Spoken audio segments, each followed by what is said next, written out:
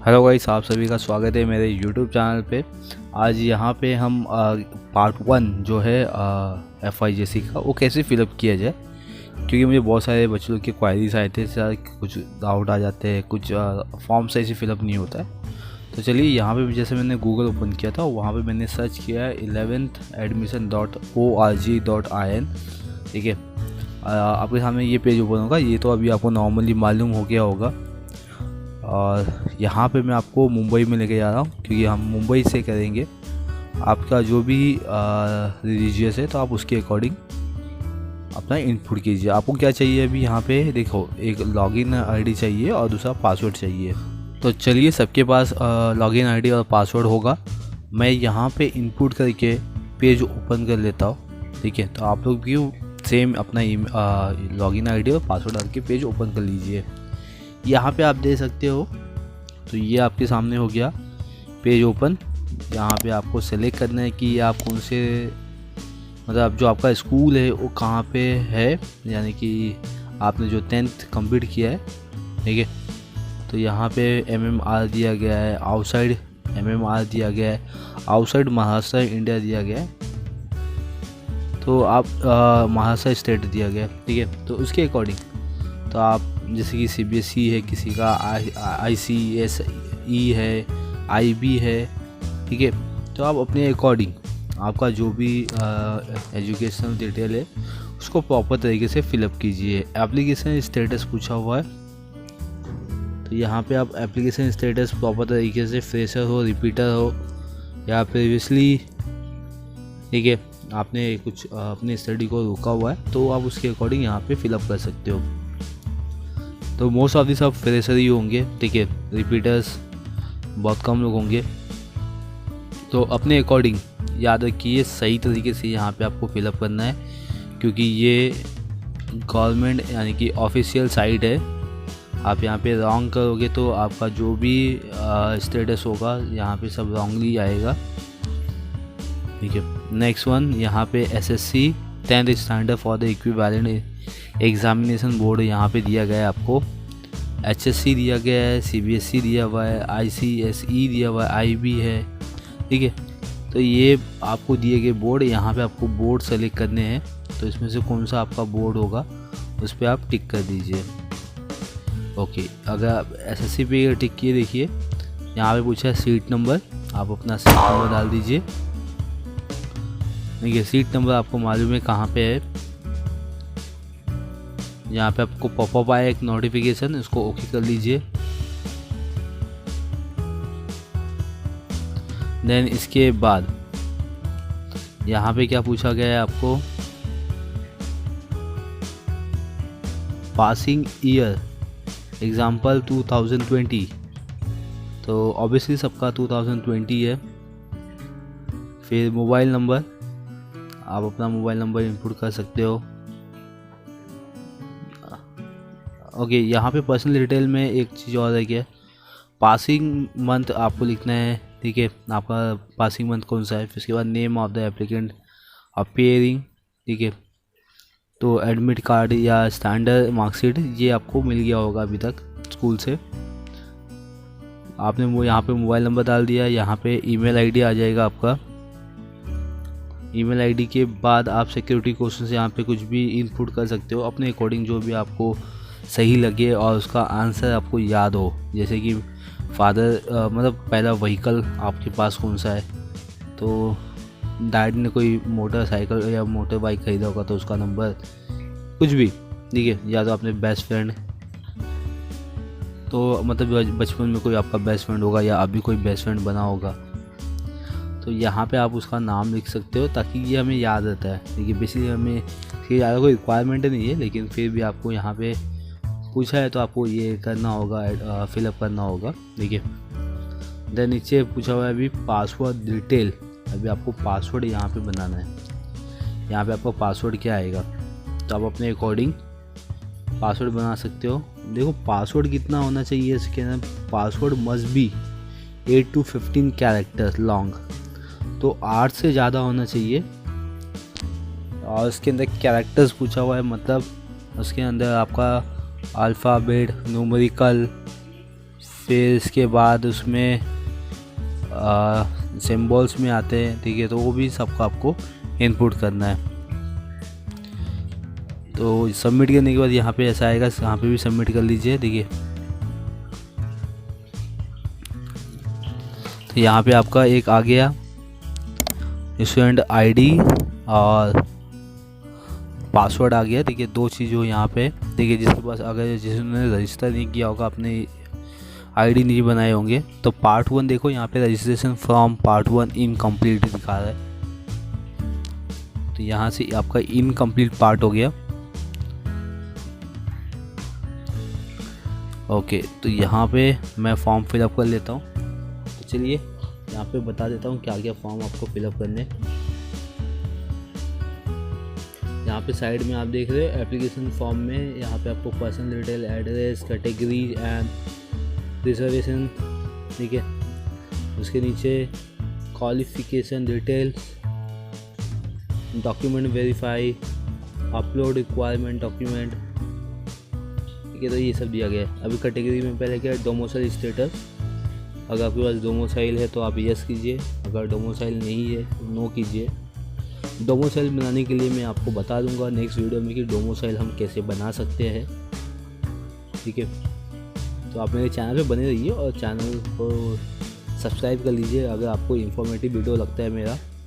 Domicile के बारे में मैं डेफिनेटली आपको नेक्स्ट वीडियो में बता दूंगा कि कैसे हम डोमिसाइल ऑनलाइन बना सकते हैं। लेकिन यहाँ पे फिर भी एडवोकेट की ज़रूरत पड़ेगी, क्योंकि प्रॉपर तरीके से हमें जो डोमिसाइल है वो एडवोकेट के थ्रू ही मिलेगा।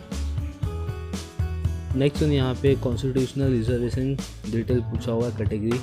यहाँ पे जनरल ओपन आएगा आपका, क्लियर। नेक्स्ट वन यहाँ पे अदर स्पेशल रिजर्वेशन डिटेल पूछा हुआ है। यहाँ पे does applicant belonging to handicap, तो नो। मोस्ट ऑफ दी यहाँ पे नो करता है, क्योंकि स्पेशल कैटेगरीज पूछा हुआ है यहाँ पे, तो आपको मोस्ट ऑफ नो ही करना है सब जगह। कहीं पे भी आपका यस नहीं आएगा, ठीक है। हाँ, आप अपने कास्ट के अकॉर्डिंग आपकी जो भी स्ट्रेंथ है, जो भी आपका आप अपने अकॉर्डिंग फिलअप कीजिए। देखिए मैं यहाँ पे नो करता हूँ, क्योंकि यहाँ पे कुछ भी ऐसा नहीं है कि स्पेशल कुछ रिजर्वेशन कैटेगरी है, तो मैं यहाँ पे नो करते रहूँगा, ठीक है। अगर आपको कहीं पे भी कुछ डाउट लगता है तो आप मुझे कमेंट कीजिए, और डेफिनेटली मैं उसका आंसर आपको दे दूँगा, बहुत जल्दी आंसर दे दूँगा, ताकि आप अपना एडमिशन सही तरीके से, पूरी तरीके से एडमिशन ले सके, ठीक है। यहाँ पे एक्स मैन सर्विस दिया गया है, यस या नो। ऑब्वियसली अपने फादर या अपना कोई भी पर्सन अगर एक्स मैन सर्विस है तो आप यस कीजिए, नहीं है तो नो कीजिए। फिर स्पोर्ट्स कैटेगरी, बहुत सारे बच्चे स्पोर्ट्स में भी होते हैं, तो वो अपने अकॉर्डिंग, तो मैंने यहाँ पे नो किया हुआ है। देखिए जनरली नो ही होता है, क्योंकि बहुत सारे बच्चे स्पोर्ट्स कैटेगरीज में नहीं होते, ठीक है। तो उसके अकॉर्डिंग चलिए next one, admission under technical Kota.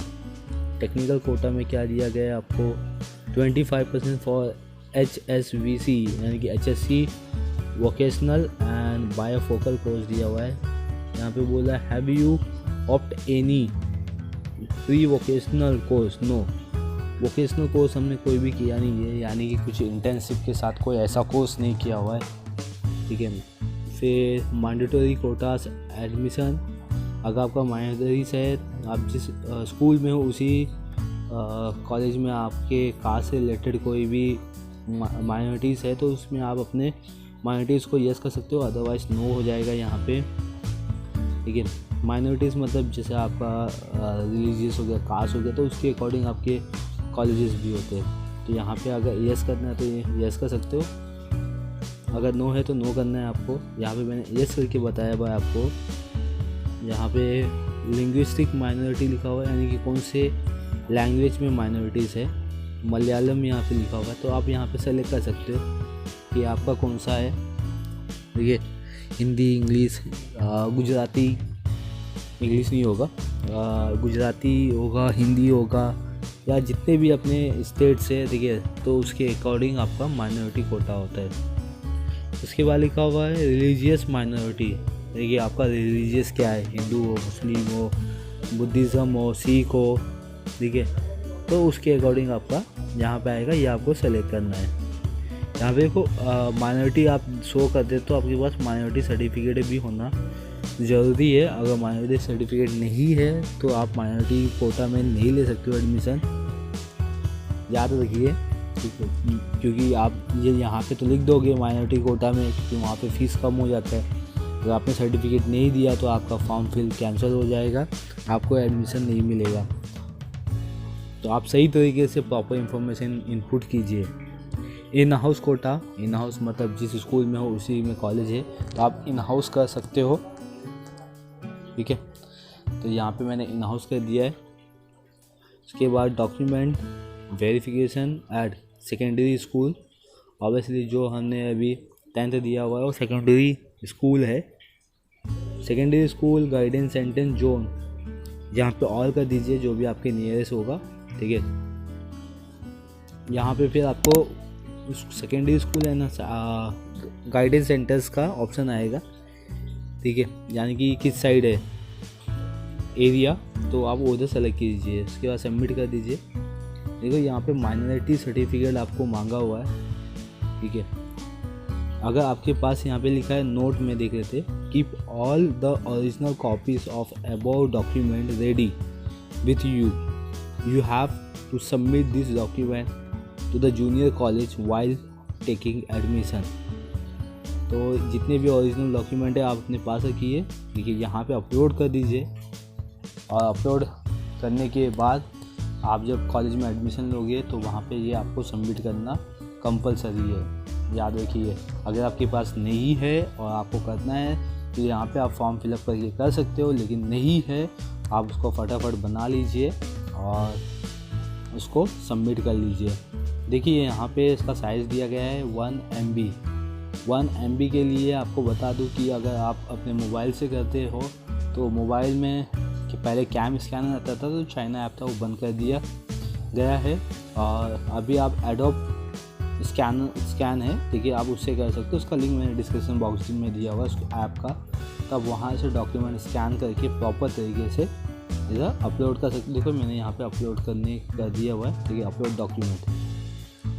देखिए यहाँ पे जब मैं अपलोड करता हूँ तो कुछ ऐसा दिखाई देता है, व्यूज़ और डिलीट। व्यूज़ मतलब मैं अपना जो डॉक्यूमेंट इनपुट किया हूँ, अपलोड किया हूँ, वो वहाँ पे जाके देख सकता हूँ कि मेरा डॉक्यूमेंट प्रॉपर है कि नहीं है। यहाँ पे मैंने सबमिट कर दिया।